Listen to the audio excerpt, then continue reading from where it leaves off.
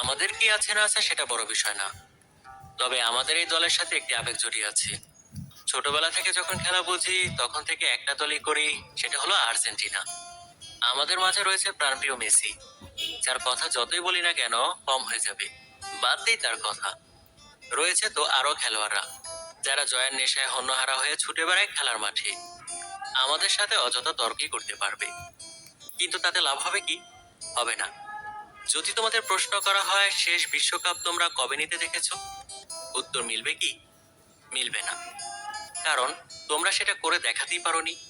তোমাদের বিষয়টা হলো কেমন জানো? ওই তোমাদের দাদার বাবা ছিল ওইটা, তোমার দাদা ছিল এইটা, আর তোমার বাবা ছিল।